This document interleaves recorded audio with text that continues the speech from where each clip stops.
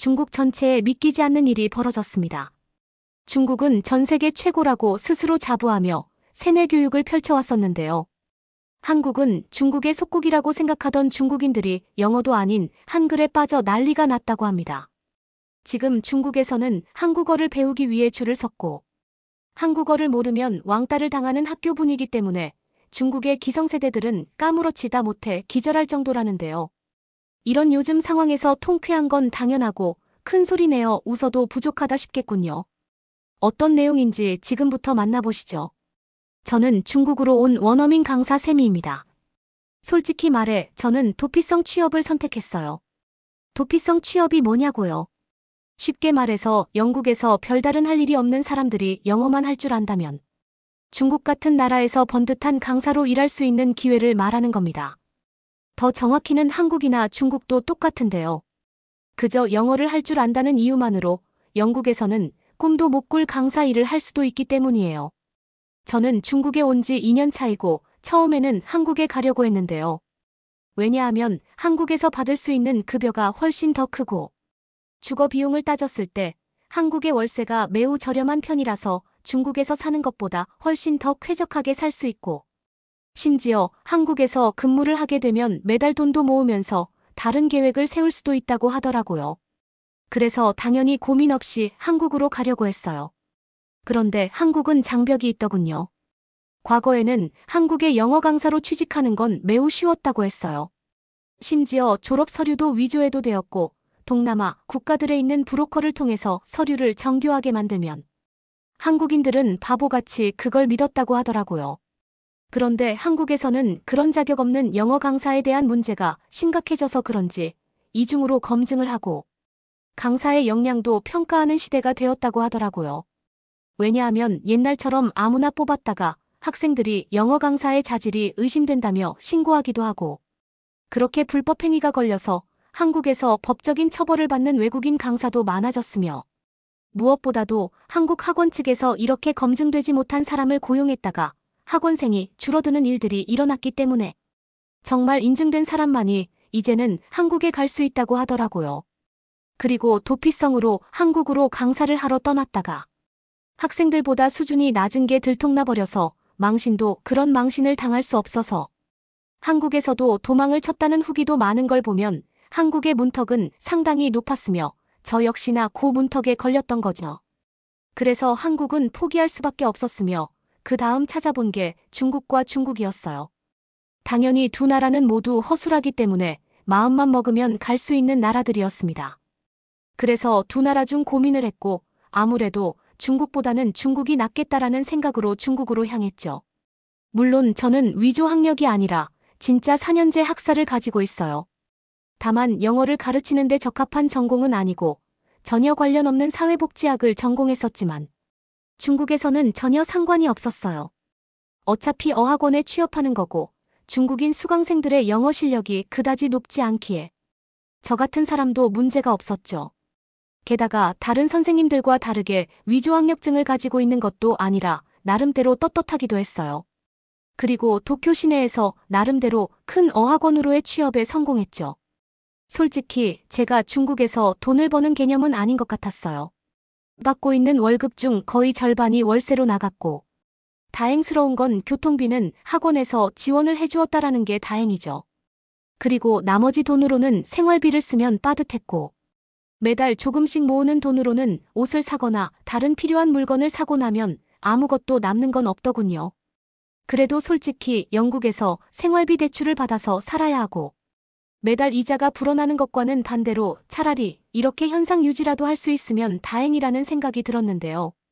그나마 또 다행인 건 제가 영국에서 받았던 생활비 대출의 이자를 매달 내고 있기는 해서 그렇게 몇 달 동안 이자를 보내고 원리금 상환에 대한 의지가 있자 부모님께서 제 원리금을 대신 상환해 주시기도 해서 저는 중국에 온 걸 그나마 잘한 선택이라고 생각하게 되었죠. 그래도 종종 한국에 갔다면 좋았겠다고 생각해요. 돈도 모으고 더 쾌적한 삶을 살 수 있다라는 확신이 있었으니까요. 그나마 차선책인 중국에서의 생활에 적응하고 있었어요. 그런데 제가 처음 왔을 때부터 이상하게 느껴지는 분위기가 있었는데요. 대형 학원인 만큼 다른 언어도 수강하는 수강생들이 있어서 제가 다니는 5층짜리 학원 건물은 완전히 전 세계 언어를 다 섞어놓은 작은 지구촌 같았는데요. 당연히 영어가 가장 주력 수강 상품이고, 저 역시나 가장 큰 부서인 영어 부서에서 근무하기 때문에 이 학원에서는 나름대로 자부심이 있었어요. 게다가 제가 알고 있는 몇몇 학력 위주 선생님들과 비교해서 누가 보더라도 생각하는 게 차이가 나서 당연히 제가 주도적으로 우리 부서를 대표하는 인물이 되기도 했으니까요. 하지만 심상치 않은 기운은 점점 커지고 있었습니다. 한국어 부서가 정말 커지고 있다라는 걸 매달 느끼고 있었거든요. 한국 출신의 선생님들이 채용되고 한국어를 배우고자 하는 수강생들은 넘쳐났어요. 그리고 한국어를 배우려고 하는 학생들의 의지가 더 강했다라는 건데요. 영어를 배우는 학생들은 어학 점수가 필요해서 억지로 배우는 학생들이 많았다면, 한국어를 배우려고 하는 중국인 수강생들은 성인반이나 학생반 구분 없이 자의적으로 원해서 배우는 언어라는 거죠.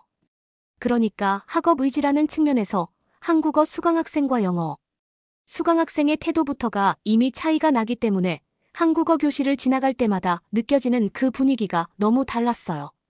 조금은 어둡고 침울해 있는 영어반 수강생들의 분위기와는 완전히 달랐죠. 심지어 제 강의실에서 수강을 받던 학생이 성인이 되어서 대학교에 진학하자마자 곧바로 우리 학원에 다시 등록을 했는데, 이번에는 영어가 아니라 한국어를 수강하기 위해서였다라는 걸 알았을 때 꽤나 놀라기도 했죠. 게다가 그 학생은 한국어 교실에서 수업 태도가 좋은 학생으로 꼽히는 수준이었다라는 건데요. 제가 가르칠 때는 소극적이고 아무 말도 안 하려고 하던 학생이었는데 한국어 수업은 아주 신나서 참여하고 있다라는 거죠. 그러니까 일반적으로 요즘 중국인들은 한국어를 굉장히 갈망하고 있다라는 거예요. 그리고 제가 이렇게 글을 쓰게 된 이유는 저번 달부터 한국어 수강생이 영어 수강생보다 더 많아졌다라는 거죠. 중국에서는 고층이 더 좋은 거라는 인식이 있어서 고층을 배정받았다라는 의미는 이 학원에서 최고의 대우를 의미해요. 그러니까 한국어 선생님 교무실은 가장 꼭대기에 있게 되었죠. 원래는 영어 선생님들의 교무실이었는데 그 자리를 한국어 선생님들이 차지하게 된 거예요. 사실 이렇게 강의실 개편이 이루어지는 게 당연하다 싶기는 했어요. 한국어 수강생이 급증하고 영어 수강생은 줄어드는 게 매달 다르게 눈에 띄었기 때문에 어느새인가는 층간 구분 없이 수업이 이루어지기 시작했었고, 학원에서는 조만간 강의실 개편을 하겠다고 예고하고 있었기 때문이죠. 영어 부서에서 나름대로 팀장이라는 지위를 가지고 있는 저에게 이런 일은 조금은 자존심이 상하는 일이기는 했어요. 타고 뭐 한국어가 밉다거나 더 넓게 한국이 싫다라는 건 절대 아니에요. 저도 사실 한국에 가고 싶었던 사람이었고, 사실 중국에 머물면서 중국인 친구를 만나게 되거나 같이 근무하는 동료들하고도 이야기할 때에도 한국에 대한 이야기가 자주 나오고는 했거든요. 과거에는 모르겠지만 확실히 요즘 들어 한국은 중국인들에게 더 잘 사는 나라, 더 좋은 나라로 인식되고 있다라는 거예요. 물론 어디까지나 중국의 젊은 층에 한해서지만요. 우리 학원을 경영하는 나이든 경영진들은 한국을 좋아하는 편이긴 한데요. 당연히 매출을 올려주고 진작에 이런 한국어에 대한 중국인들의 관심이 급증하고 있다라는 걸 캐치해서 선제적으로 한국어 강사들을 섭외하고 사업을 확장할 수 있었던 이유도 사실 학원의 경영진들은 친한파에 가까웠기 때문인 거죠. 그런데 중국에서 이건 매우 특별한 경우예요. 보통 우리 학원의 경영진들의 평균 연령인 40, 50대는 보통 한국을 싫어하죠. 더 정확히는 아줌마들 말고 아저씨들이 한국을 싫어하는 거죠. 제 나름대로 분석하기로는 그 사람들이 젊은 시절에는 중국은 엄청난 경제대국 그 자체로 자부심이 강했지만 가만히 제자리 걸음을 하고 있던 중국을 따라잡은 게 한국이기 때문에, 게다가 요즘 젊은 세대들이 하도 많이 한국을 좋아하고 칭찬하니까 왠지 그게 자존심도 상하고 기분 나쁘다라는 거죠. 그래서 일반적으로는 40대가 넘어가는 중국 남성들은 한국을 싫어한다고 표현하는 게 맞을 것 같기는 해요. 이게 제가 바라본 중국인들의 태도이며 나머지 연령층과 성별에서는 한국을 좋아하고 더 나은 곳이라고 생각하는 경향이 강한 것 같다라는 거죠. 물론 노인 세대는 또 다른 이야기지만 거기까지는 제가 만날 일도 없고 잘 모르니까 그냥 넘어가도록 할게요. 그리고 저는 이 학원의 분위기가 1년 전과 비교해서 완전히 반전된 게 신기하기도 하고 왜 중국인들이 한국어를 이렇게 좋아하게 되었을까라고 생각을 해보기도 했어요. 흔히 생각하고 있는 단순히 한류가 강해서라고 말하기에는 그렇게 쉽게 접근할 문제는 아니라고 생각하거든요. 당연히 한류 문화의 영향이 큰 것도 있죠. 하지만 중국 사회를 아는 사람이라면 아주 오래전부터 한류는 존재해왔다라는 걸 알고 있어요. 그러니까 15년 전에도 한류는 강한 편이었는데도 불구하고 제가 처음 중국에 왔던 2024년에도 영어가 훨씬 강세였던 걸 보면 단순히 한류라고 설명하기에는 그 한계가 있다라는 거예요. 그러니까 중국인들의 마음속에는 또 다른 무언가가 작용했고 그게 확 전염병처럼 퍼졌으며 그래서 한국어를 배우고 필요로 하는 사람들이 늘어났기 때문이라는 거죠. 저는 그의 답을 나름대로 고민해 봤는데요. 제가 볼 땐 확실히 한국이 중국을 압도하고 있습니다. 경제적으로 말이죠. 심지어 저도 원래 중국에 오기 전 당연히 한국에 가고 싶어 했고 한국에 취직만 성공한다면 조건이 훨씬 좋았으며 영어 강사들이 활동하고 있는 커뮤니티에 가봐도 당연히 한국을 강력 추천하는 분위기였죠. 물론 그만큼 자격 조건이 엄격해졌고 면접도 까다로우며 교육 관련 학위 소유자가 우선시되는 경향이 있기에 제가 한국에 가지 못한 것이지. 영국인인 저 역시나 당연히 한국이 좋다라는 건 알고 있었죠. 그리고 한국과 중국 두 나라에 모두 이해관계가 없는 저와 같은 제3자가 보이게 당연히 한국이 좋아 보였던 거지. 그래도 2024년 당시만 해도 중국인들은 자신들의 위치 즉 메타인지가 제대로 안 되어 있었어요. 그런데 코로나 시기를 걸치며 한국의 경제력이 주목받기 시작했고 그 기간 한류 문화도 커지면서 역대급으로 중국의 한류 문화가 덮어졌고 그러면서 자연스럽게 한국 경제나 사회에 대해서 더 잘 알게 되었다라는 거죠. 15년 전 크게 불었던 한류와는 조금 더 심층적인 한류가 되었다라는 건데요. 이게 무슨 말이냐면 과거 전 세계 사람들이 영국의 영화와 드라마를 보고 영국이 역시 강대국이구나 가보고 싶구나 라고 느낀 것처럼 코로나 때 불어닥친 한류가 전 세계 사람들을 포함한 중국에서도 그런 현상이 일어났다라는 거예요. 그러니까 중국의 젊은이들이 바라보는 한국은 더 나은 경제, 환경과 기회가 존재하는 나라로 인식되는 변화가 있었다는 거죠. 저는 학원에서 매일같이 다양한 학생들을 만나며 그들의 생각과 태도를 관찰할 기회가 많았습니다. 흥미로운 건 한국어를 배우는 학생들 중 상당수. 단순히 취미나 흥미로 시작했다기보다는 명확한 목표와 계획을 가지고 있다는 점이었어요.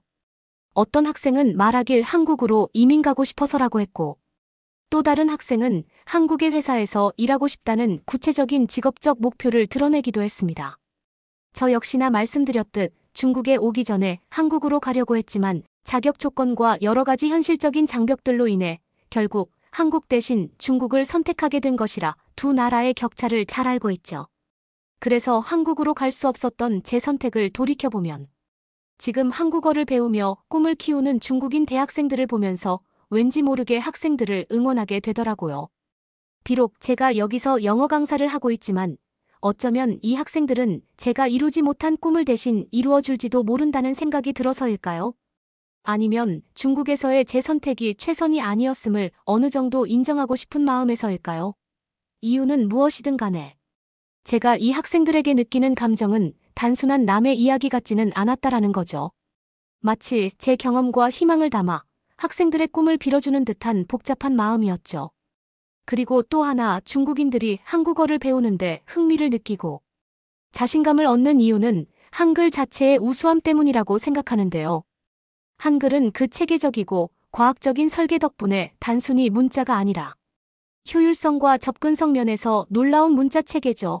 중국인 입장에서는 알파벳을 배우는 것보다 한글을 익히는 것이 훨씬 더 빠르고 배우는 과정에서 느끼는 성취감도 크죠. 한글은 기본 자음과 모음만 알면 조합을 통해 수많은 글자를 만들어낼 수 있기 때문에 짧은 시간 안에 읽고 쓸 수 있는 능력을 키우는데 최적화된 문자 체계입니다. 이와 비교해 알파벳은 음절과 단어를 배우기 위해 개별적으로 더 많은 시간과 노력이 필요해요. 한글의 이런 단순하면서도 체계적인 구조는 중국인들에게 나도 한국어를 금방 배울 수 있겠다는 자신감을 심어주는 중요한 이유 중 하나가 된다는 것입니다. 저 역시 한국에 가본 적은 없지만 학원에서 근무하다 보니 자연스럽게 한글을 알게 된 경험이 있습니다. 흥미로운 건 따로 시간을 내어 공부하지 않았음에도 불구하고 주변에서 학생들이 배우는 모습이나 기초 한국어 교재를 접하다 보니 어깨너머로 익히게 되더라는 거예요. 처음에는 단순히 글자를 눈으로 따라 그리는 것 같았는데 어느 순간 제가 한글을 읽고 있다는 사실을 깨달았을 땐 정말 놀랍고 신기했어요. 자연스럽게 익힐 수 있다는 건 한글이 얼마나 단순하고 직관적인 문자 체계인지를 스스로 느낄 수 있는 경험이었죠. 그만큼 대단한 문자 체계라는 건 인정할 수밖에 없습니다. 직관적으로 이해하기 쉬운 언어로 다가온다는 건데요. 때문에 학습자에게 친숙하게 느껴지죠. 이러한 친숙함은 배우는 과정에서 자신감을 더해주는 중요한 요소가 됩니다. 더욱이 한글은 단순히 쉽고 과학적인 문자에 그치지 않고 그 자체가 한국의 발전된 사회와 문화를 상징하는 요소로 비춰지기도 해요. 중국의 젊은 세대는 한글을 배우는 과정에서 자연스럽게 한국의 문화 경제, 그리고 그 나라가 제공할 수 있는 다양한 기회들에 대해 더 깊이 알아가게 됩니다. 그 과정에서 한국은 나도 도전할 수 있는 나라라는 희망을 품게 되는 것이죠. 그리고 이 희망은 단순히 막연한 동경으로 그치지 않습니다. 실제로 한국의 경제적 상황, 외국인을 위한 정책, 그리고 생활 수준은 중국에서 느끼는 답답함에서 벗어나고자 하는 중국 젊은이들에게 현실적인 목표로 다가오는데요. 한국어를 배우는 과정에서 언어를 통해 한국이라는 나라를 더 이해하게 되고 내가 이 언어를 완전히 익힌다면 더 나은 나라에서 새로운 기회를 잡을 수 있다는 기대감이 그 동기부여 자체라는 거죠. 이처럼 한글의 우수성과 한국어 학습의 용이성, 그리고 희망이라는 큰 가능성은 중국인들에게 단순한 언어학습 이상의 의미를 부여하게 된 거죠. 결국 한국어를 배우고자 하는 의지가 강해지는 건 당연한 결과가 아닐까 싶어요. 한글이라는 독창적이고 혁신적인 문자 체계가 단순히 읽고 쓰는 도구를 넘어 새로운 미래를 꿈꾸게 하는 열쇠가 되어주는 것이죠. 적어도 중국에서는 확실히 그러합니다. 그래서 저는 크게 이런 두 가지 이유로 중국에서 불고 있는 한국어 열풍은 광풍에 가까우며 영어를 이긴 최초의 언어가 아닐까 생각되네요. 그리고 이런 상황 속에서 저 역시나 한국으로 이직을 꿈꾸는 건 자연스러운 일이 아닐까요? 중국 학원에서 몇 년 정도 더 경력을 쌓은 뒤 더 높은 곳인 한국 취업에도 도전해 보려고 해요. 비록 제 전공이 교육학은 아니었지만 그래도 중국에서의 경력, 그리고 훌륭한 제자들을 많이 만들다 보면 저에게도 역시나 한국이라는 기회를 얻을 수 있지 않을까 생각합니다. 한국어가 영어를 이기고 있는 건 놀라운 일이 아니며 매우 자연스러운 현상입니다. 그리고 나라마다 상황이 다를 수 있으니 제가 이런 글을 썼다고 해서 한국에 대한 비난, 중국에 대한 비난은 삼가해 주시길 바랄게요. 그냥 있는 그대로의 모습을 알려드리고 싶었을 뿐입니다. 구독과 좋아요 부탁드리며 사연자분께 전하고 싶은 말씀이 있으시면 남겨주시면 전달해드리겠습니다. 그러면 더욱 감동적인 다음 사연으로 넘어가겠습니다. 제발 살려주세요. 흑흑, 이럴 거면 한국에 오지 말걸. 한국을 싫어했던 독일인 여성은 지금 울부짖으며 살려달라고 소리치고 있는데요. 대체 한국에서 무슨 일이 일어난 걸까요? 안녕하세요. 저는 22살 독일인 미카라고 하는데요. 저는 독일에서 태어나 거기서 쭉 자랐습니다. 저는 초등학교부터 고등학교까지 쭉 사립학교를 다녔습니다. 사립학교는 아무래도 더 수준 높고 질 좋은 교육을 받을 거라는 부모님의 인식 때문이었죠. 그러나 제가 다녔던 사립학교는 전부 다 반환을 가르치기에 바빴어요. 한국은 어차피 100년 후면 망할 후진국이라며 또 그 나라에 사는 한국인들조차 한국을 싫어해서 헬조선이라는 말을 하며 탈출하고 싶어하는 나라인 세계에서 가장 망해가고 있는 나라 중 하나라고 가르치더라고요. 초등학교 때부터 그런 교육을 의무적으로 받은 저는 어떻겠어요. 완전히 저는 그것을 믿었죠. 저는 한국인은 애국심도 없고 한국은 좋은 거 하나 없는 절대로 가지 말아야 할 나라라고 단단히 외웠죠. 한류가 독일을 휩쓸기 시작하면서 K-팝부터 스킨케어 제품까지 다양한 문화 수출품이 쏟아져 들어왔을 때조차 저는 한국을 비웃었습니다. 보나마나 안 팔려서 독일에 팔려는 거겠지, 저런다고 돈이 되나 싶었죠. 최신 한국 뷰티 제품이 진열된 매장을 지나가다 보면 한국 제품을 사려고 친구들이 신이 나서 뛰어들었던 기억이 납니다. 하지만 저는 늘 독일 제품이 더 뛰어나다며 혼자선 열심히 한국 불매 운동을 했었네요. 한국 드라마가 화제가 되고 같은 반 친구들이 좋아하는 한국 드라마에 대해 떠들어도 저는 눈을 꼭 감고 그들의 열정을 무시하곤 했습니다. 저는 왜 그렇게 보잘것없는 나라를 좋아하지 하고 혼자 생각했죠. 그렇게 사립학교 시절이 끝나고 대학교에 들어갔습니다. 저는 4년제 대학을 졸업하자마자 어딘가로 훌쩍 떠나버리고 싶었습니다. 이런 섬나라에서 20년을 넘게 보낸 것이 이제는 지긋지긋했죠. 저는 제가 아는 삶에서 벗어나 더 많은 것을 갈망했습니다. 마음속 깊은 곳에서 저는 항상 미국을 꿈꿨습니다. 아메리칸 드림 즉 화려함과 매력 자유와 기회의 약속에 매료되어 있었습니다. 우뚝 솟은 고층 빌딩과 번화한 거리가 있는 맨해튼은 독일에서의 은둔 생활에서 벗어나기에 완벽한 탈출구처럼 보였습니다. 그래서 저는 꿈으로 가득 찬 마음과 기대감으로 가득 찬 여행 가방을 들고 미국으로의 여행을 떠나기로 결심했습니다. 5번가를 거닐며 타임스퀘어의 네온 불빛을 만끽하고 잠들지 않는 도시에서 제 자신의 모습을 발견하는 상상을 했죠. 저는 베를린에서 비행기를 예매했고 마침내 아메리칸 드림의 표본인 미국으로 향하는 그날이 오게 된 것이죠. 그리고 마침내 맨해튼 공항에 도착했고 저는 흥분을 감출 수가 없었죠. 믿을 수가 없었어요. 내가 드디어 미국에 오게 되다니 하고 말이죠. 하지만 그것도 잠시 한두 가지가 아닌 충격들이 저를 마주했습니다. 저는 일주일 동안 지낼 숙소를 구하고 있었고 그러다가 에어비앤비에서 일주일 동안 예쁘고 아늑한 미국 집을 렌트한다는 글을 보게 되었고 저는 당장 예약을 했습니다. 물론 미국의 집세는 정말 비쌌어요. 1층 집에 방 1개, 화장실 1개였는데도 불구하고 일주일에 1,000불이 넘었거든요. 그래도 저는 워낙 아늑한 집 인테리어를 그냥 지나칠 수 없었고 결국 결제를 했습니다. 그러나 들어가기도 전에 저는 놀랐습니다. 아니 현관문이 나무로 되어 있지 뭐예요. 마음만 먹으면 저도 부수고 침입할 수 있을 정도였어요. 또 내부도 안심할 수가 없었죠. 미국 집은 죄다 나무로 지어져 있었어요. 그러니 흰개미가 하나가 출몰하면 미국 집은 곧 집이 무너지는 상황인 거죠. 제가 갔던 곳도 다 나무였어요. 상당히 허술하지 않나요? 선진국이라 생각했던 미국의 모습에 저는 당황하고 말았습니다.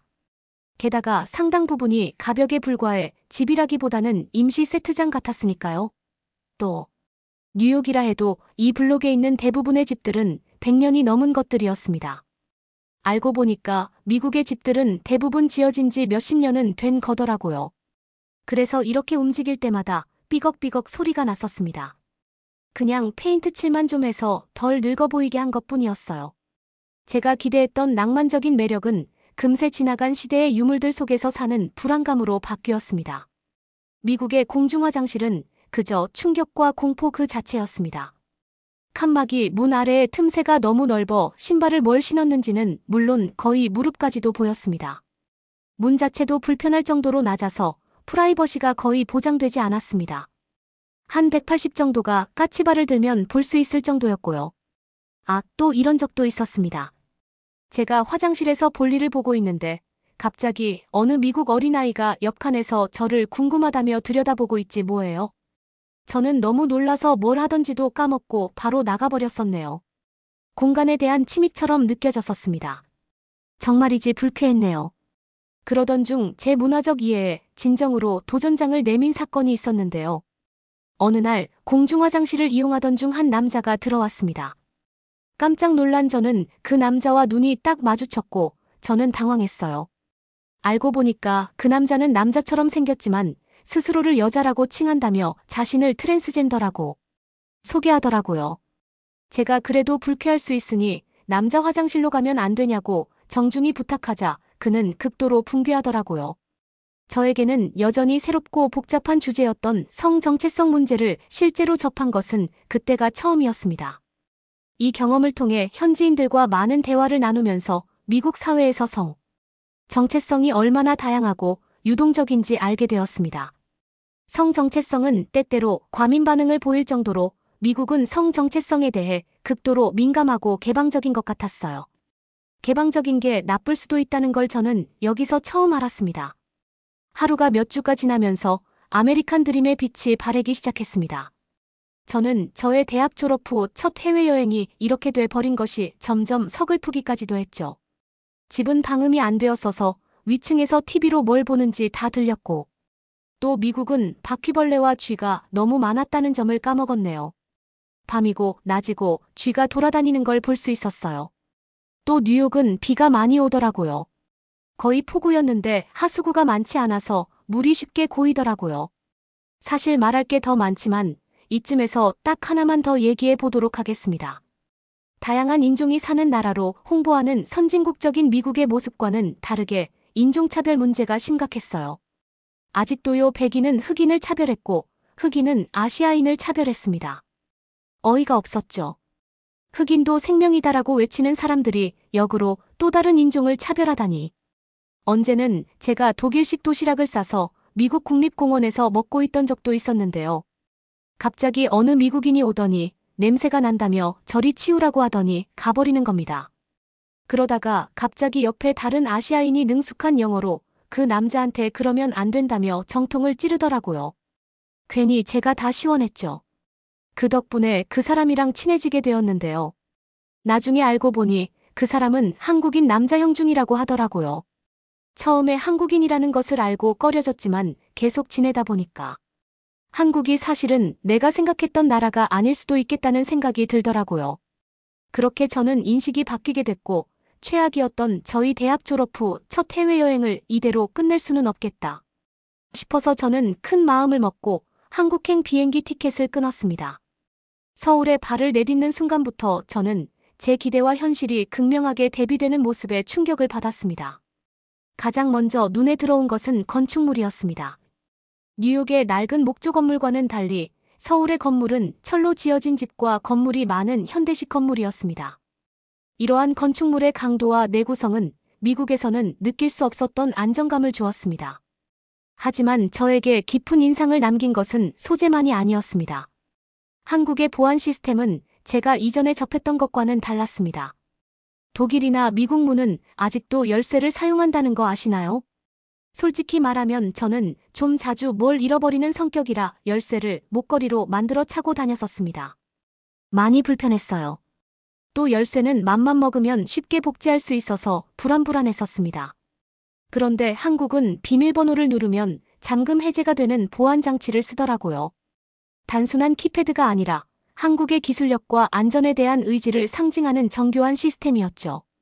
이 열쇠는 쉽게 구하거나 복제할 수 없었기 때문에 한국 가정집의 특별함과 명성을 더했습니다. 그리고 가장 놀랐던 점은 더 자세히 둘러보면서 한국인의 애국심과 시민의식을 느낄 수 있었다는 점이에요. 독일 사립학교에서 선생님들이 가르쳤던 한국은 망해가는 나라며 한국인은 애국심이 없다는 말과는 정반대였죠. 그날은 광복절이었어요. 아파트 각자 베란다에 태극기를 달아놓더라고요. 그리고 갑자기 사이렌이 울렸는데요. 광복절을 맞아서 기념하자고 국가에서 사이렌을 울렸던 거였습니다.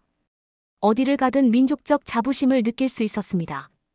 그리고 이 애국심은 다른 곳에서 보았던 공격적인 민족주의와는 달랐습니다. 그것은 그들의 문화와 업적에 대한 조용하고 품위 있는 자부심이었죠. 정말이지 한국인들은 자신이 한국에 태어난 것과 한국인인 것에 대해 애국심과 민심이 가득하더라고요. 한편으로는 부러웠습니다. 독일은 이 섬나라에서 태어난 것을 싫어하고 영국이나 미국으로 저처럼 꿈을 갖고 나가기도 하거든요. 이런 적도 있었는데요. 어느 날 서울 거리를 걷다가 큰 인상을 남긴 작은 행동을 목격했습니다. 한 청년이 실수로 쓰레기 하나를 인도에 떨어뜨린 것이었습니다. 그는 한치의 망설임도 없이 쓰레기를 주워 쓰레기통으로 걸어가 올바르게 버렸습니다. 또 다른 사례에서는 다른 나라는 그러지 않는데 한국은 철저하고 꼼꼼하게 분리수거를 하더라고요. 플라스틱 종이류 등등 따로 버렸습니다.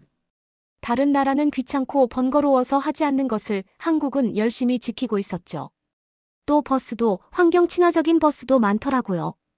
그리고 버스를 타기 위해 인내심을 갖고 줄을 서서 기다리는 현지인들이 서로 밀치거나 서두르지 않고 질서정연하게 탑승하는 모습을 보았습니다. 내리려고 하면 사람들이 길을 터주어 배려도 해주었습니다. 사소한 행동처럼 보일 수도 있지만 제게는 공공장소에 대한 시민의 책임과 존중을 보여주는 깊은 행동이었습니다. 현지인들과 교류할수록 한국에 대한 저희 선입견이 얼마나 잘못된 생각인지 깨닫게 되었습니다. 제가 만난 사람들은 따뜻하고 친절했으며 자신들의 유산에 대해 자부심을 가지고 있었습니다. 그들은 궁궐의 유구한 역사부터 도시의 현대적 경이로움에 이르기까지 자신들의 문화를 저와 나누고 싶어 했습니다. 특히 저는 그들의 환대와 미소와 몸짓으로 언어의 간극을 좁히려는 그들의 의지에 감동을 받았습니다. 한국의 공공서비스는 저를 놀라게 한 또 다른 측면이었습니다. 미국이나 다른 나라에서 경험했던 낡은 공공시설과는 달리 한국의 공공시설은 잘 관리되어 있고 사용자 친화적이었습니다. 사실 한국에서 가장 충격적이었던 것은 바로 공중화장실이에요. 이 여행을 하기 몇 년 전에 유럽과 중국을 여행한 적이 있었거든요. 하지만 늘 화장실의 상태가 많이 아쉬웠습니다. 유럽에서는 공중화장실이라며 아무리 급해도 무조건 돈을 내고 화장실을 사용해야 했죠. 그럼에도 불구하고 그 화장실의 환경이 너무 열악해 좌절했던 기억이 납니다. 또 수압이 너무 약해서 화장지 한 장으로도 변기가 막혔어서 제가 매우 당황했었죠. 또 유럽은 벌레가 많잖아요. 화장실 어디를 가든 기생벌레도 많았고 그 외에 이상한 벌레들이 너무 많아서 볼일 보기 찝찝했던 기억이 납니다. 중국은 또 다른 도전 과제를 제시했습니다. 공중화장실에는 화장지와 같은 필수용품이 늘 부족하더라고요. 바닥은 늘 관리가 안 된 듯 축축하게 젖어 있었고요. 또 정말 문화 충격이었던 것은 중국은 따로 화장실 문이 없어 프라이버시가 제대로 지켜지지조차 않더라고요. 아이는 화장실도 딱 한 번 본 적이 있는데요. 그마저도 한 중국인이 자신은 폐쇄 공포증이 있다는 이유로 열고 싸더라고요. 정말 저는 그 광경을 보고 말을 잇지 못했습니다. 제가 익숙하고 소중하게 여겼던 프라이버시와는 완전히 대조적이었습니다. 하지만 한국 화장실은 완전히 달랐습니다. 한국 화장실에 처음 들어섰을 때 모던하고 친근한 디자인이 인상적이었습니다. 각 칸마다 비데가 설치되어 있었는데 한국 문화에서 위생이 얼마나 중요한지 알 수 있었습니다. 단순한 비데가 아니라 수압 온도 조절 건조 기능까지 갖춘 첨단 기술이 적용된 비데였습니다. 공공시설에 이런 정교함이 있다는 것은 이전에는 상상도 할 수 없었던 일이었습니다. 가판대 자체도 놀라웠습니다. 넓고 프라이빗한 강매점은 마치 작은 안식처 같았습니다. 문은 바닥에서 머리 높이까지 길게 뻗어 있어 다른 나라에서 흔히 볼 수 있는 어색한 문 밑을 들여다보는 불편함이 없었습니다. 앞서 언급한 회색 퍼실이 문 가장 자리를 따라 둘러져 있어 프라이버시가 가장 중요했습니다. 개인 공간과 편안함을 매우 중요하게 생각한다는 것을 알 수 있었습니다. 특히 인상 깊었던 한 가지 특징은 가족 친화적인 편의 시설이 있다는 점이었습니다. 어린 자녀를 동반한 부모를 위한 전용 공간이 마련되어 있었고 기저귀 교환대와 유아용 카시트도 마련되어 있었습니다. 모든 계층의 사람들을 배려하는 한국인의 마음을 엿볼 수 있는 세심한 배려였습니다. 세면대와 손건조대도 스타일과 기능의 융합을 반영했습니다. 온도 조절이 가능한 자동 수도꼭지 고속 핸드 드라이어, 무료 핸드 로션까지 기본으로 제공되었습니다. 모든 것이 비접촉식이어서 건강과 위생에 대한 의식이 점점 더 높아지는 세상에서 진보적이면서도 안심할 수 있는 느낌을 주었습니다. 한국을 계속 여행하면서 이 화장실은 한국의 현대성과 청결함, 그리고 공공복지에 대한 가치를 상징하는 장소가 되었습니다. 우리가 가진 오해와 현실이 얼마나 다를 수 있는지를 극명하게 보여줬습니다. 여러 가지 면에서 후진국이라고 생각했던 나라가 공중위생과 같이 기본적이면서도 필수적인 측면에서 가장 선진국을 능가하고 있었습니다. 하지만 어느 날 사건이 일어나고야 말았는데요. 그 사건은 평범해 보이는 어느 날 일어났습니다. 저는 활기찬 서울의 거리를 거닐며 전통과 현대가 어우러진 서울의 역동적인 모습에 빠져들고 있었습니다. 갑작스럽게 신호가 온 저는 근처 공중화장실 중 한 곳에 들어섰습니다. 하지만 이번엔 예상치 못한 경험을 하게 되었습니다. 화장실 안에서 볼일을 보던 중 문이 오작동을 일으켰고 저는 갇혀버리고 말았습니다. 부드럽게 잠겼던 문이 이제 움직이지 않았습니다. 두려웠죠. 방금 전까지만 해도 사생활 보호에 좋다고 칭찬하던 화장실 문이 이제는 저를 가로막는 장벽처럼 느껴지면서 밀실 공포증이 시작되었습니다. 저는 필사적으로 탈출구를 찾으며 최악의 시나리오를 머릿속으로 떠올렸습니다. 만일 못 나가면 어떡하지 소리를 질러야 하나. 아니, 그런다고 사람들이 이 문을 딸 수 있을 리가 없잖아. 그러던 중 눈에 띄는 것이 있었으니 바로 눈에 잘 띄지 않지만 그 용도가 분명한 비상 버튼이었습니다. 저는 떨리는 손으로 버튼을 눌렀고 무슨 일이 일어날지 확신할 수 없었습니다. 누가 들을 수 있을까? 이 예상치 못한 공경에 얼마나 오래 갇혀 있어야 할까? 다행히도 응답이 오기까지 오래 걸리지 않았습니다. 잠시 후 스피커를 통해 차분한 영어로 괜찮은지 묻고 구조대가 오고 있다고 알려주는 목소리가 들려왔습니다. 응답의 효율성과 신속성은 놀라웠습니다. 10분도 채 되지 않아 지원팀이 도착했습니다. 그들은 전문성과 편안한 태도로 저를 신속하고 안전하게 화장실에서 꺼내주었습니다. 이 사건은 처음에는 당황스러웠지만 한국 사회의 또 다른 측면, 즉 가장 일상적인 상황에서도 응급 상황에 대처할 수 있는 준비성과 효율성을 보여주며 저에게 깊은 인상을 남겼습니다. 공중화장실에 패닉 버튼이 있다는 것은 처음 접하는 것이었고, 공공의 안전과 개인의 안녕을 위한 한국인의 노력에 대해 많은 것을 생각하게 했습니다. 한국에서의 여행은 이제는 끝이 났고, 저는 3주라는 시간을 마치고 독일로 돌아갔습니다. 그러나 한국을 맛본 저는 20몇 년을 살았던 독일이 너무나 불만족스럽더군요. 왜 독일은 한국처럼 될 수 없는 걸까를 생각하였습니다. 저는 대학 졸업 후 열심히 일을 하고 있는데요. 최근에 자꾸만 더 한국이 그리워지네요. 그 맛이며 모두 다시 보고 싶네요. 이번에 휴가를 내고 한번 가봐야 될 것 같네요. 이번에 한국에 가면 꼭 가봐야 할 관광 명소를 추천해 주시겠어요? 대한민국 인천 어느 한 인천국제공항에서 가까운 식당에서 음식과 분위기가 마음에 들었는지 외국 승무원들이 핸드폰을 꺼내서 사진을 찍으려 합니다. 그런데 그중 한 명이 핸드폰이 없어졌다고 합니다. 아, 정말 또 중국에서도 소매치기 당하더니 한국도 역시나 똑같은 나라였어. 이 승무원의 핸드폰은 누가 가져갔을까요? 소매치기를 당한 걸까요?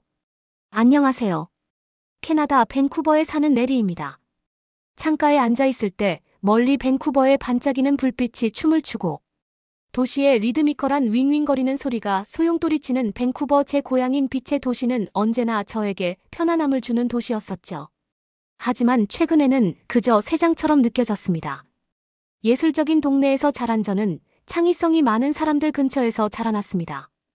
걸음걸음마다 우아함이 묻어나는 조각상 같은 모습의 어머니는 전직 발레리나로 현재 명문 밴쿠버 오페라 갈레단에서 학생들을 가르치고 계셨죠. 름름한 외모를 가진 아버지는 연극 연출가였습니다. 예술 공연이 제 피 속에 흐르고 있었죠. 어렸을 때 저는 발레의 우아함에 매료되어 어머니의 연습실에 자주 몰래 들어가곤 했습니다. 발밑에 차가운 나무 바닥과 배경에서 흘러나오는 부드러운 선율.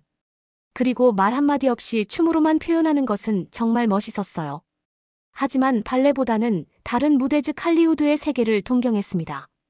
동네 영화관에서 상영하는 미국 영화는 정말 재밌었어요. 화려한 영화배우 레드카펫 행사 눈부신 할리우드의 세계는 고즈넉한 밴쿠버 생활에서 멀리 떨어진 또 다른 세계처럼 보였답니다. 저는 할리우드 배우들처럼 되고 싶었답니다. 밴쿠버는 세계에서 가장 아름다운 사람들이 사는 곳입니다. 어디를 둘러봐도 패션 잡지에서 튀어나온 듯한 얼굴들이 눈에 띄었죠. 저는 어머니의 큰 키와 아버지의 뚜렷한 이목구비를 물려받았지만 주변의 사람들 때문에 가려진다는 느낌을 자주 받았습니다. 거울을 볼 때마다 저는 한숨이 나왔어요. 저희 외모는 주위의 사람들보다 못했으니까요. 그리고 세월이 흐르면서 이러한 불안감 때문에 점점 괴로웠어요. 배우가 될 수 있을까? 어떻게 하면 될까? 수많은 오디션부터 리허설까지 하루하루가 제 자신과의 싸움이었어요. 오디션에서는 수년간 이 길을 걸어온 재능 있는 사람들로 둘러싸여 있는 제 자신을 종종 발견했습니다. 그들이 발산하는 빛은 매혹적이면서도 위협적이었습니다. 가끔 대기실에서 그들과 대화를 나누기도 했습니다. 서로에 대한 경쟁심이 장난 아니었습니다. 유난히 혹독했던 겨울날이 아직도 기억납니다. 저는 제게 완벽하다고 생각되는 역할에 대한 기대감으로 스튜디오에 일찍 도착했습니다. 기다리는 동안 저와 놀라울 정도로 비슷한 이목구비를 가진 키가 크고 매력적인 다른 여성이 들어왔습니다. 우리는 대화를 나누었고 그녀가 이 도시에서 유명한 여배우인 바네사라는 것을 알게 되었습니다. 그녀의 자신감이 느껴졌어요. 그녀의 말투와 행동은 마치 세상을 다 가진 것처럼 느껴졌어요. 저는 그녀의 기세에 눌려서 결국 그날 저는 배역을 따내지 못했습니다. 저는 패배감에 빠져 있는 채로 집으로 돌아왔습니다. 거울을 보면서 제 자신을 그녀와 비교하기 시작했습니다. 나에게는 없는 바네사의 장점은 무엇이었을까요? 자신감일까? 경험일까? 아니면 순수한 행운일까? 그 시절은 제 선택에 대해 자신감이 없어서인지 늘 암울했어요. 어느 날 저녁 오디션을 보고 난 뒤 지쳐있는 상태로 생강변을 산책하기로 결심했습니다.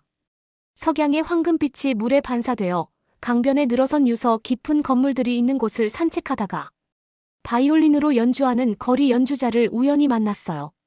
그 음악은 제 영혼을 울렸답니다.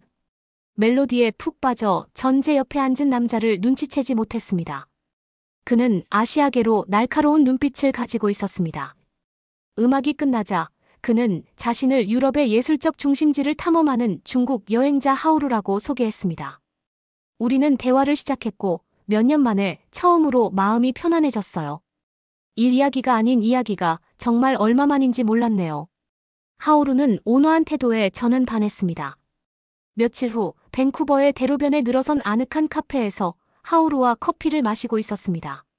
하오루는 중국의 한 이야기를 해주었는데 캐나다와 너무 다른 중국 땅에 대한 그의 이야기는 매력적이었어요. 우리는 드넓은 계단식 논 고대의 전통 잠들지 않는 번화한 도시에 대해 이야기했습니다. 그리고 무엇보다도 외국인들에게는 베일에 쌓여 있고 쉽게 접할 수 없는 중국 영화 산업에 대한 그의 이야기가 가장 흥미로웠습니다. 자신을 영화 제작자라고 소개한 하오루는 배우가 되고 싶다는 것에서 대해 이야기를 했고 저는 다시 배우의 희망을 가지게 되었답니다. 중국에서 기다리고 있는 기회가 있다는 이야기를 했었죠. 그의 말을 들은 저는 도전하고 싶다는 욕구가 생겼습니다. 그런 이야기에도 불구하고 저는 그의 이야기에서 뭔가 제가 주변에서 들은 이야기랑은 다른 이야기들을 들을 수 있었답니다. 그는 자신의 작품에 대해 이야기할 때는 시선을 회피했고 중국에서의 삶에 대해 이야기할 때를 자세하게 이야기를 하지 않고 다른 말로 돌리곤 했어요. 하지만 저는 새로운 가능성 때문에 눈이 멀어 애써 무시했답니다. 그리고 중국 제품을 사달라고 고집하는 것 자신의 혈통에 대한 노골적인 자부심, 특히 자신의 과거에 대해 이야기하는 것을 꺼려하는 것 등 조금 마음에 안 드는 점도 있었어요. 어느 쌀쌀한 저녁 황금빛 불빛이 앞길을 비추는 강변을 걷고 있을 때 하오루가 중국으로의 여행을 제안했습니다. 촬영지를 둘러보고 감독을 만나고 배역을 맡을 수 있는 여행이 될 거야. 라고 그는 말했습니다. 마음속에는 망설임이 남아 있었습니다. 아시아 쪽으로는 처음이었으니까요. 그래서 무거운 마음으로 부모님께 작별 인사를 드리고 중국의 모험담을 가지고 돌아오겠다고 약속했습니다. 베이징으로 향하는 비행기는 기대와 불안, 약간의 설렘 등 여러 감정이 뒤섞인 여정이었습니다. 중국 땅을 밟는 순간 현실이 저에게 다가왔습니다. 언어, 공기, 환경 등 모든 것이 밴쿠버의 안락한 익숙함과는 확연히 달랐습니다. 처음 며칠은 정말 흥분되었어요. 그리고 경사가 심한 지형과 고대 설화가 속삭이는 만리장성은 매혹적이었어요. 그리고 자금성도 정말 멋있었답니다. 하지만 서서히 저는 중국에 대한 좋은 환상이 무너지기 시작했습니다. 제 가이드이자 동반자였던 하오루의 본색이 드러나기 시작했어요. 그의 온화한 태도는 교활함으로 변해버렸죠. 배역에 대한 약속과 감독과의 만남은 왜 없는지에 대해서 물어봤죠. 그 말을 하면 회피하더군요. 하오루는 특정 주제에 대한 혐오감과 가끔씩 비밀스러운 행동을 하는 것을 알아챘습니다. 그는 종종 몇 시간 동안 사라져 낯선 땅에 저를 혼자 남겨두곤 했죠. 저는 이러한 거를 문화적 차이 때문이라고 생각했지만 뭔가 잘못되었다는 직감이 들었습니다. 결정적인 계기는 베이징의 번화한 재래시장을 방문했을 때였습니다. 장신구를 구경하는 데 열중하고 있을 때 갑자기 무언가 당기는 느낌이 들었습니다. 순식간에 지갑을 빼앗겼고 도둑은 사람들 사이로 사라져버렸습니다. 당황한 저는 하오루에게 도와달라고 했지만 하오루는 없었습니다. 몇 시간 후 호텔로 돌아온 하오루는 모든 사건에 대해 모르는 척하며 마침내 나타났습니다. 하지만 사건의 전말을 되짚어보니 도둑은 다름 아닌 하오루라는 충격적인 사실을 알게 됐어요. 하오루의 호주머니 속에 제 카드가 살짝 삐져나왔기 때문이죠. 제가 사랑하고 믿었던 바로 그 사람이 저를 배신한 것입니다. 상심에 휩싸여 타국에서 발이 묶인 저는 상실감과 모멸감을 느꼈습니다. 어떻게 나를 사랑한다고 주장한 사람이 그런 식으로 저를 속일 수 있을까요? 저는 그에게 따지기로 결심했지만 그는 미안해 레리라는 메모만 남긴 채 사라져버렸습니다. 상심에 휩싸여 무일푼이 된 채 낯선 땅에서 발이 묶인 저의 마음가짐은 무너져 내렸습니다. 활기차고 이국적으로 느껴지던 베이징의 번화한 거리는 이제 위협적이고 이질적으로 느껴졌습니다. 그 후 며칠은 흐릿했습니다. 캐나다 대사관과 친절한 현지인들의 도움으로 캐나다로 돌아갈 수 있었습니다. 하지만 배신의 상처는 깊었습니다. 중국에 대한 생생한 기억은 이제 기만의 쓰라림으로 더럽혀졌습니다. 밴쿠버로 돌아온 저는 사람에 대한 신뢰가 없어졌습니다. 하오루의 배신으로 인한 고통이 크게 다가와 너무 힘들었어요. 의도치 않게 저는 하오루뿐만 아니라 모든 아시아인에 대한 분노를 품기 시작했습니다. 친구나 동료들과 아시아 국가에 대한 대화를 나누다 보면 충격적인 경험을 떠올리곤 했습니다. 누군가 중국에 대해 언급할 때마다 분노가 치밀어 올랐습니다. 얼마 지나지 않아 이러한 분노는 다른 아시아 국적의 사람들로까지 확대되기 시작했습니다. 아시아 식당 행사 심지어는 사람들과의 교류조차 피하게 되었습니다. 한 사람의 배신과 전체 문화에서 당연하게 여겨지는 행동 사이의 경계가 제 마음속에서 모호해졌습니다. 전 그리고 전환이 필요하다고 생각했습니다. 이번에 많은 생각을 했습니다. 저는 항상 하늘에 매료되어 있었고 구름 위로 날아오르는 것보다 고통스러운 기억에서 벗어날 수 있는 좋은 방법은 변화하는 거라고 생각했습니다. 결국 전 배우를 포기하기로 하고 고민 끝에 에어 캐나다의 승무원으로 입사하기로 결심했습니다. 훈련은 혹독했습니다.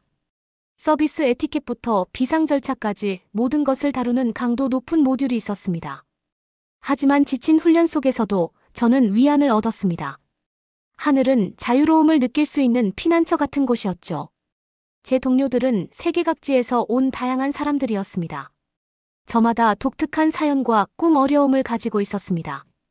특히 삶에 대한 열정을 가진 활기찬 네덜란드인 라리샤를 비롯한 몇 명과 친밀한 유대감을 형성했습니다. 웃음과 비밀을 공유하면서 긴 비행을 견딜 수 있었고 심지어 즐거웠습니다. 어느 날 비행 전 브리핑에서 다음 목적지가 대한민국 인천이라는 소식을 들었습니다. 심장이 두근거렸습니다. 중국에서 겪은 불행한 일로 인해 생긴 아시아 국가에 대한 막연한 두려움이 다시 떠올랐기 때문입니다. 다른 아시아 국가에 발을 내딛는다는 생각에 불안감이 밀려왔습니다. 하지만 제 불안감을 감지한 라리샤가 한국은 그렇지 않아. 정말 모두가 친절하고 살기 괜찮은 것이야 라고 위로해 주었지만 두렵긴 두려웠습니다. 인천으로 내려오는 길은 숨이 멈을 정도로 아름다웠습니다. 전통 건축물과 현대적인 고층 빌딩이 조화를 이룬 거대한 도시는 어스름에 반짝이고 있었습니다. 비행기에서 내리고 공항을 빠져나가면서 저는 또 베이징에서처럼 안 좋은 일이 일어나겠지 했습니다. 하지만 한국은 달랐습니다. 터미널에 들어서는 순간부터 따뜻함이 저를 맞이했습니다. 여러 언어에 능통한 공항 직원들이 수속 절차를 매끄럽게 안내해 주었습니다. 중국에 갔을 때는 거대한 느낌만 들었지 이런 느낌은 아니었거든요. 공식 수속을 마친 후 저희 일행은 인천 시내를 둘러보기로 했습니다. 서울거리는 음악과 조명 맛있는 한식 냄새로 활기가 넘쳤습니다. 어디를 둘러보아도 풍부한 과거와 미래를 모두 포용하는 느낌의 문화적인 거를 볼 수 있었습니다. 인천공항 근처의 번화한 레스토랑에서 하루를 마무리했습니다. 음식은 맛의 향연이 펼쳐졌고 서비스도 흠잡을 데가 없었습니다. 하지만 식사가 끝날 무렵 제 마음속에 지울 수 없는 흔적을 남긴 사건이 있었습니다. 만족스러운 식사의 여운을 만끽하며 레스토랑을 나설 때 저는 순간의 추억을 저장하고 싶어 휴대폰을 꺼내 들었습니다. 그런데 놀랍게도 휴대폰이 없어졌던 것이었습니다. 공황 상태에 빠졌습니다. 지난 몇 년 동안의 모든 연락처 사진 추억이 그 기기에 저장되어 있었기 때문입니다. 한국에서도 순간 소매치기를 당했나 싶기도 했습니다. 제가 당황하는 모습을 본 친절한 한국인 남성이 다가왔습니다.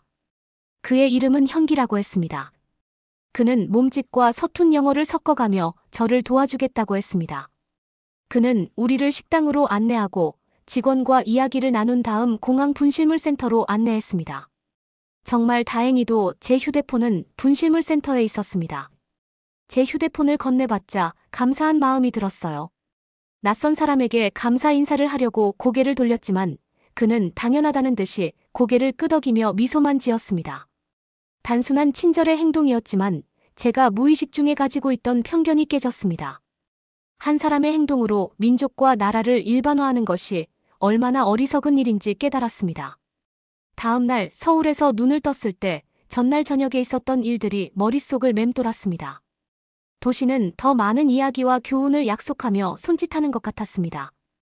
여행을 많이 즐겨본 라리샤는 서울의 숨겨진 보물을 탐험하며 하루를 보내자고 제안했습니다. 우리는 북촌 한옥마을에서 여행을 시작했습니다. 한옥이라 불리는 한국 전통 가옥이 늘어선 좁은 골목을 걷는 것은 마치 시간을 거슬러 올라가는 것 같았습니다. 구석구석마다 한국의 유구한 역사가 고스란히 담겨 있었습니다.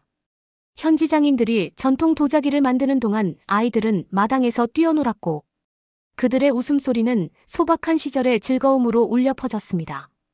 다음으로 우리는 번화한 명동거리로 향했습니다. 패션 부티크 화장품 가게 포장마차 등이 미로처럼 늘어선 이 쇼핑 천국은 감각과 부화 상태였습니다. 스타일에 대한 예리한 안목을 지닌 라리샤가 앞장서서 K-패션과 K-뷰티를 소개해 주었습니다.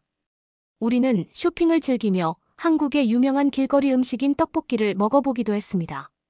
매콤한 맛에 깜짝 놀랐어요. 저녁이 다가오자 저희는 한강으로 향했습니다. 자전거를 빌려서 고요한 강변을 따라 페달을 밟으며 도시의 불빛이 반짝이기 시작하는 모습을 바라보았습니다. 한국 전통 목욕탕인 찜질방에서 하루를 마무리했습니다. 미네랄이 풍부한 뜨거운 탕에 몸을 담그고 활력을 되찾아주는 바디 스크럽을 받은 후 하루를 완벽하게 마무리할 수 있었습니다. 이후 서울을 오가는 비행이 잦아졌고 방문할 때마다 한국에 대한 애정이 더욱 깊어졌습니다. 하지만 장소보다 더 제 마음을 움직인 것은 사람들이었습니다. 목적지까지 무사히 도착할 수 있도록 최선을 다해주신 택시 기사님부터 길거리 음식을 파는 할머니, 아줌마들까지 제가 웃는 모습을 보기만 해도 덤으로 간식을 건네주시는 분들의 따뜻한 마음은 진심이었어요. 한국은 저에게 회복력과 용서 그리고 다름을 포용하는 아름다움을 가르쳐 주었습니다.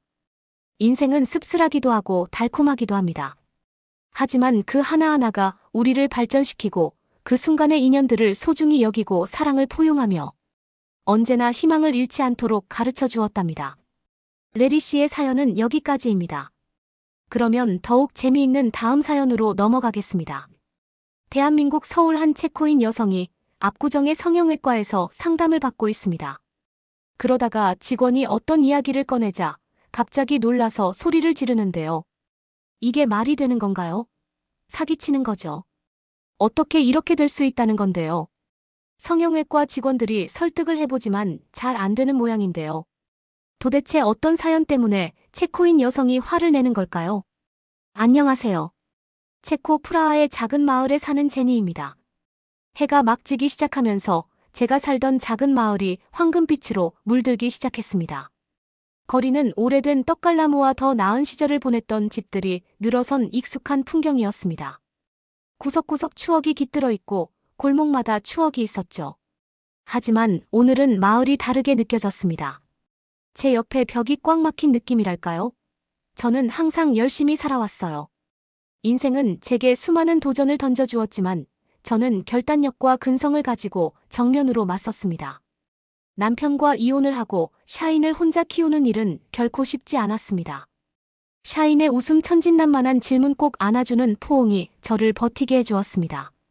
하지만 오늘은 우리 상황의 무게가 그 어느 때보다 무겁게 느껴졌습니다. 식료품점은 수년 동안 저희 직장이었습니다.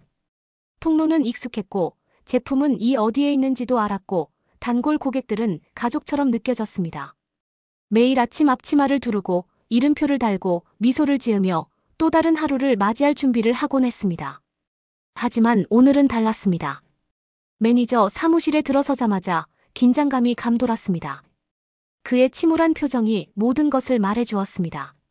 제니 미안하지만 당신은 오늘까지만 일해야 할 것 같군요라고 그가 떨리는 목소리로 이야기하더군요. 그 말에 전 순간 머리가 어지러웠습니다. 체코의 경기가 좋지 않아 매장에서도 인원을 감축하고 있었고 저도 그 희생자 중 한 명이었습니다. 그래도 벌써 2년 넘게 일했는데 그 해고 대상이 저인 줄은 상상도 못했답니다. 여러 생각이 머릿속을 스쳐 지나갔습니다. 그리고 저의 흉한 오른쪽 뺨의 흉터 때문인가도 생각했었죠. 2년 차로 일할 때 정리하다가 날카로운 것에 베어서 생긴 자국인데 체코에서는 의료비가 비싸기 때문에 치료를 못하고 있었습니다.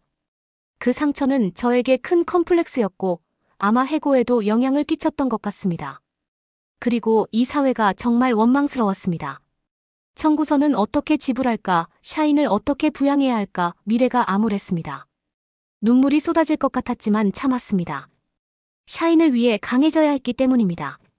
짐을 싸고 있을 때 한 줄기 희망이 왔습니다. 한 편지가 있더라고요. 그 편지는 제 인생에서 가장 암울했던 순간에 저의 희망의 등불이 되어 주었답니다. 저는 떨리는 손으로 편지를 쥐고 작은 식탁에 앉았습니다.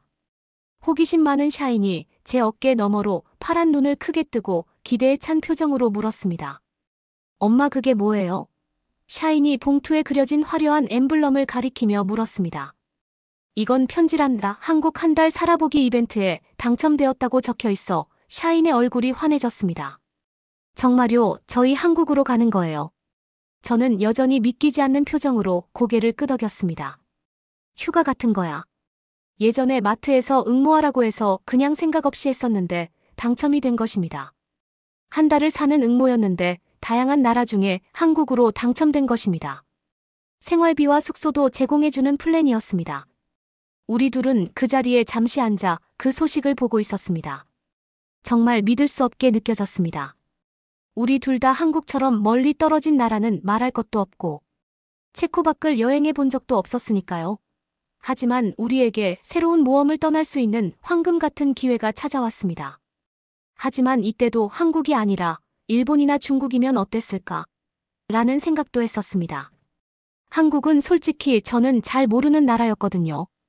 그나마 요즘 유행하는 K-팝 삼성 현대나 삼성도 어렸을 때는 일본 기업으로 알았으니까요. 그래도 당첨된 거에 정말 너무 감사했습니다. 출국 전 며칠 동안은 정신없이 바빴습니다. 우리는 지역 도서관을 방문하여 한국에 관한 책과 다큐멘터리를 빌렸습니다. 샤이는 끝없는 호기심으로 배우고 싶은 문구 목록을 만들었습니다.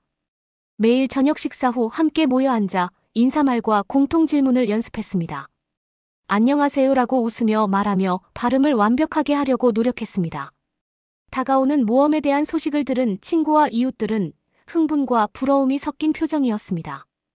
옆집에 사는 피터슨 부인은 샤인을 위해 여행 일기를 쓰라고 다이어리도 선물해줬고 젊은 시절 한국에서 복무한 경험이 있는 모네 씨는 한국에서의 이야기를 들려줬습니다.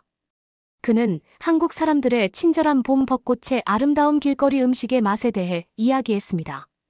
한국에 대해 몰랐던 기대감이 커졌습니다. 출발 전날 밤 우리 둘 다 잠을 이루지 못했습니다. 샤인의 방은 야간 조명이 은은한 불빛으로 가득 차 있었고 샤인이 고민영에게 앞으로 겪게 될 모험에 대해 속삭이는 소리가 들렸습니다. 저는 침대에 누워 천장을 바라보며 설렘과 불안이 뒤섞인 감정을 느꼈습니다. 길을 잃으면 어쩌지 말이 안 통하면 어쩌지. 그러다 이 모든 것을 시작하게 해준 황금 티켓인 편지가 떠올랐습니다. 새로운 출발의 기회이자 샤인에게 작은 마을 너머의 세상을 보여줄 수 있는 기회였죠. 출발하는 날. 아침은 화창한 햇살과 함께 찾아왔습니다. 택시가 밖에서 경적을 울리며 여행의 시작을 알렸습니다. 집을 마지막으로 한번 둘러보고 문을 잠그는 순간 저희의 마음은 희망과 기대감으로 가득 찼습니다. 탑승구에서 기다리는 동안 샤이는 곰 인형을 꼭 껴안고 신기한 듯 눈을 크게 떴습니다. 엄마 우리 정말 가는 거죠? 비행기가 인천국제공항에 착륙하고 밖으로 나오자 선선한 바람이 우리를 맞이했습니다. 공항의 규모는 매우 컸고 한국어와 영어로 된 안내 표지판이 여행자를 안내하고 있었습니다. 조금 당황스러웠지만 공항 직원들의 친절한 얼굴이 우리를 안심시켰습니다. 한국에 대한 첫인상은 효율성이었습니다. 간소화된 출입국 절차부터 고속열차까지 모든 것이 시계처럼 잘 돌아가는 것 같았습니다. 샤이는 터치스크린 키오스크와 자동화된 통로를 가리키며 기술에 매료되었습니다. 하지만 가장 인상 깊었던 것은 사람들의 따뜻함이었습니다. 가는 곳마다 낯선 사람들이 미소를 지으며 길을 안내해 주었고 심지어는 지역 별미를 추천해 주기도 했습니다. 고향의 번잡함과는 완전히 대조적인 풍경이었죠. 제가 괜한 걱정을 했던 것 같습니다. 한국에서의 첫 식사는 전통 식당에서 했습니다. 우리는 바닥에 앉았고 친절한 웨이트리스가 우리에게 요리를 설명해 주었습니다. 샤인과 저는 김치 불고기 비빔밥을 먹었습니다. 대담하고 매콤한 맛으로 미각이 폭발하는 기분 좋은 경험을 할 수 있었습니다. 호텔로 돌아오는 길 멀리 서울의 불빛이 반짝이고 있었습니다. 거리에는 음악과 웃음소리, 길거리 음식 냄새로 활기가 넘쳤습니다. 샤인과 저는 서로를 바라보며 설렘으로 반짝이는 눈을 마주쳤습니다. 이번 여행이 특별할 거라는 걸 알았죠. 서울은 대조의 도시였습니다. 고공 위로 고층 빌딩이 우뚝 솟아있고 전통 찻집 옆에는 현대식 카페가 자리 잡고 있었죠. 샤인과 저는 이 도시를 탐험하며 경이로움과 발견으로 가득 찬 하루를 보냈어요. 우리는 경복궁을 방문하여 그 웅장함과 역사에 감탄했습니다. 샤이는 한국 전통 의상인 한복을 입고 사진 포즈를 취하는 것을 좋아했어요. 또한 도심 속 평화로운 오아시스인 청계천을 따라 산책을 했습니다. 평화로운 분위기였어요. 가장 좋았던 것 중에 저는 재래시장을 방문한 것이었습니다. 상인들은 친절하게 우리에게 시식 기회를 제공했습니다. 샤이는 떡볶이를 먹어보고는 매워서 잘 먹지 못했지만 그래도 땀을 흘려가면서 계속 먹더군요. 매운 음식은 중독성이 있습니다. 하지만 저희를 사로잡은 것은 광경과 소리만이 아니었습니다. 우리가 만난 사람들의 이야기였습니다. 한국 전통 놀이를 가르쳐준 어르신부터 세계여행에 대한 꿈을 공유한 젊은 예술가까지 한 사람이 저희 한국 여행에 특별한 장을 더해주었습니다. 날이 갈수록 샤인과 저는 더욱 가까워졌습니다. 우리는 웃고 울고 희망과 꿈을 공유했습니다. 이번 여행은 단순한 휴가를 넘어 마음의 여행이었습니다. 서울에서 우연히 발견한 가장 흥미로운 것 중 하나는 무인 매장이었습니다. 처음에 샤인과 저는 의아해했습니다. 샤인은 스낵음료 장신구로 가득 찬 작은 가게를 둘러보며 이게 어떻게 작동하는 거죠? 라고 물었습니다. 저는 카운터에 붙어있는 작은 메모를 집어들었습니다. 메모에는 필요한 것을 가져가시고 계산은 상자에 넣어주세요. 실내가 우리 가게의 신념입니다. 저는 깜짝 놀랐습니다. 순전히 실내로만 운영되는 매장이라는 개념이 낯설었기 때문입니다.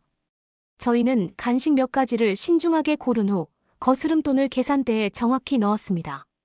가게를 나서면서 한국 문화의 뿌리 깊은 정직과 성실함에 대해 생각해보지 않을 수 없었습니다.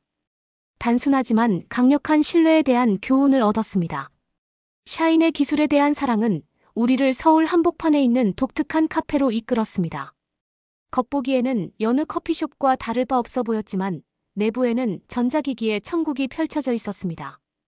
테이블에는 태블릿이 설치되어 있었고 로봇이 손님들에게 커피를 서빙하고 있었습니다.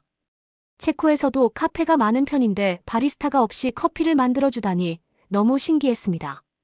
샤이는 로봇 바리스타와 금세 친구가 되어 로봇에게 질문을 던지고 프로그래밍된 농담에 킥킥거리며 웃었습니다.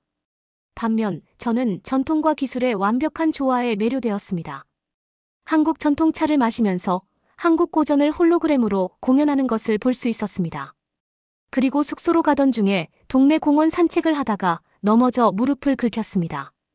날카로운 통증이 느껴졌고 저는 움찔하며 일어나려고 했습니다. 그 순간 한 젊은 한국 여성이 제 옆으로 달려와 손을 내밀었습니다. 그녀는 저를 일으켜 세웠을 뿐만 아니라 가방에서 연구약과 밴드를 붙여줬습니다. 저는 그녀의 친절함에 감동했습니다. 고마워요. 저는 눈물이 핑 돌면서 중얼거렸습니다. 그녀는 괜찮아요. 마침 연고와 있었는데요 라고 말하며 미소를 지었습니다. 작은 만남이었지만 제게 깊은 인상을 남겼습니다. 이게 한국의 정이라는 건가요? 전 정말 감동했어요.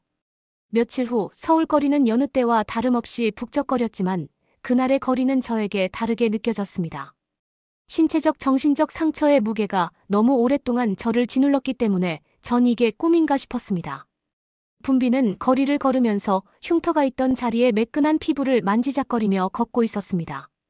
신체적인 제 컴플렉스인 왼쪽 뺨의 흉터를 치료하고 싶었습니다. 한국에서는 미용 쪽이 기술도 워낙 좋고 비용도 저렴하다고 레디 커뮤니티에서 본 적이 있었습니다. 그래서 예약을 받은 후 이동을 했습니다.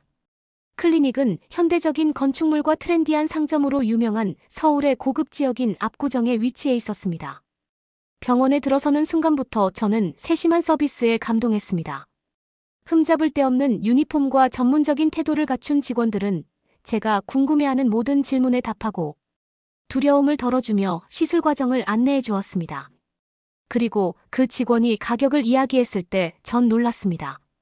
체코에서는 절대로 이 가격이 나올 수 없는데요. 순간 사기가 아닌가, 내가 원하는 시술이 아닌가 싶었죠. 한국에서는 이렇게 저렴하게 수술을 할 수 있다니 한국 사람들이 너무너무 부러웠답니다. 성형외과 전문의인 김 선생님은 키가 크고 매우 훤칠한 인상이었습니다. 그는 제가 과거에 아픈 기억인 흉터에 대해 이야기를 했을 때 공감을 해주시더라고요. 그는 수술 과정을 자세히 설명해 주면서 제가 편안하게 수술에 임할 수 있도록 세심하게 살폈습니다. 수술 마취를 했기 때문에 흐릿했습니다. 기계의 부드러운 윙윙거리는 소리, 간호사의 부드러운 목소리. 김 박사의 안정된 손길, 깨어났을 때 붕대가 그 부위를 덮고 있었지만 불편함은 없었습니다. 제가 마취에 깨어나는 동안에 제이는 간호사분들이랑 같이 잘 지내더라고요. 전 안심했습니다. 샤인의 웃음과 이야기가 병실을 가득 채우니 하루가 금방 지나갔습니다. 매일 아침 샤인은 엄마 이제 더 예뻐지는 거야 라고 물으며 흉터가 제거된 것을 언급하곤 했습니다. 일주일 후에 붕대를 떼어내던 날은 감격스러웠습니다. 김 박사가 부드럽게 붕대를 벗겨내는 동안 저는 마음을 다잡았습니다. 하지만 거울을 보는 순간 눈물이 쏟아졌습니다. 고통스러운 흉터가 사라졌기 때문입니다. 그 자리에는 매끈하고 잡티 하나 없는 피부가 있었습니다. 엄마 공주님 같아졌어요. 샤인이 기뻐 소리쳤습니다. 이 시술은 단순한 미용 이상의 것이었습니다. 모든 면에서 힐링이 되었습니다. 한국 의료진의 친절과 전문성은 제 외모를 변화시켰을 뿐만 아니라 새로운 시작을 선물해 주었습니다. 마음이 한결 가벼워지고 자신감이 생겼으며 새로운 목표의식을 가지고 세상을 마주할 준비가 되었습니다. 그날 샤인과 손을 잡고 병원을 나설 때 서울의 거리는 무한한 가능성으로 가득 찬 더 밝아 보였습니다. 이번 여정을 통해 우리는 올바른 지원과 용기가 있다면 어떤 장애물도 극복하고 새로운 시작의 아름다움을 받아들일 수 있다는 교훈을 얻었습니다. 어느 날 아침 현지 시장을 거닐던 샤인의 눈에 형형색색의 천을 파는 노점상이 들어왔습니다. 샤인의 관심을 눈치챈 노점상은 그녀에게 다가가 한국 전통 매듭 기술을 가르쳐 주었습니다. 노인은 민첩한 손놀림으로 실을 아름다운 디자인으로 엮어내는 복잡한 과정을 시연했습니다. 항상 배우고자 하는 열정이 넘쳤던 샤인은 그 옆에 앉아 매듭을 직접 만들어 보았습니다. 두 사람은 노인이 젊은이를 가르치며 문화와 세대 간의 격차를 해소하는 뜻밖의 유대감을 형성했습니다. 또 다른 날 저희는 동네 놀이터에 도착했습니다. 제가 벤치에 앉아 주변을 둘러보는 동안 샤인은 한국 아이들과 금세 친구가 되었습니다. 몸집과 어눌한 말투로 가득 찬 아이들의 놀이는 보편적인 언어의 증거였습니다.